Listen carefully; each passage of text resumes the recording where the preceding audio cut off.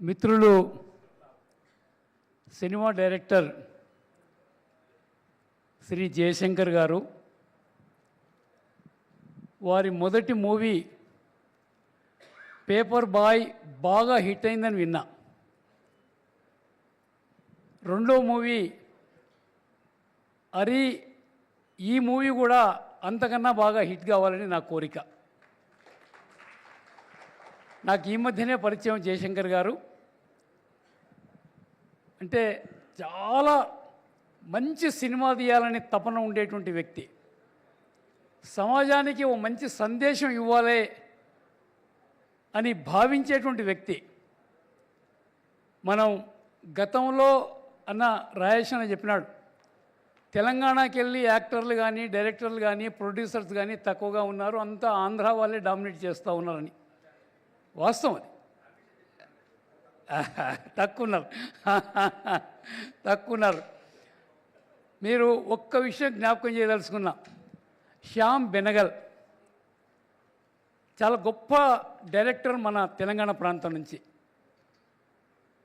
సత్యజిత్ రాయ్ ఏ మాదిరిగా వెస్ట్ బెంగాల్ నుంచి ఉన్నాడో, మనం అంత గర్వంగా మన ప్రాంతం నుంచి ఒక గొప్ప డైరెక్టర్ నుంచి చెప్పుకోవడానికి మనకు అవకాశం ఉందనేటువంటి మాట కూడా నేను మనవి చేస్తూ ఉన్నాను. అందుకనే జయశంకర్ గారు కూడా ఆ మాదిరిగా తయారు కావాలి అనే మాట నేను మనవి చేస్తూ ఉన్నాను. బలగం అనేటువంటి మూవీ నేను ఒకసారి కాదు 2 సార్లు చూశాను. చాలా గొప్ప మూవీ. అంటే చాలా తక్కువ బడ్జెట్తో గ్రామీణ ప్రాంతాన్ని మన కళ్ళకు కట్టినట్టుగా చూపించేటువంటి మూవీ అనేటువంటి మాట కూడా మీతో నేను మనవి చేస్తున్నాను. అలాంటి మూవీస్ రావాలి, సందేశాత్మకమైనటువంటి మూవీస్ మనకు ఎంతో అవసరం ఉంది. ఎందుకంటే యువత పూర్తిగా పెడదారులు పడుతూ ఉన్నారు. అలాంటి వాళ్ళను సక్రమ మార్గంలో పెట్టడానికి ఈ సినిమా ఒక గొప్ప ఆయుధం అనేటువంటి మాట కూడా నేను మనవి చేస్తున్నాను. ఇలా హరి వారు చాలా గొప్పగా, అంటే వేదాలు, ఉపనిషత్తులు, భగవద్గీత ఇవన్నీ కూడా ఈనాటి యువతకు చెప్తే వాళ్ళ మెదడుకు ఎక్కదు. ఇలాంటి సందేశాత్మకమైనటువంటి మూవీస్ ద్వారా కనుక చూపించగలిగితే తప్పకుండా వాళ్ళు కొద్ది గొప్ప నేర్చుకుంటారనేటువంటి మాట కూడా నేను సవినిగా మనవి చేస్తున్నాను. ఇలా వివేకన్న ఉన్నాడు, రవీంద్రరెడ్డి గారు ఉన్నారు, రాయేష్ అన్న ఉన్నాడు, వెంకటరమణారెడ్డి గారు ఉన్నారు, చాలామంది గొప్ప వాళ్ళు ఉన్నారు.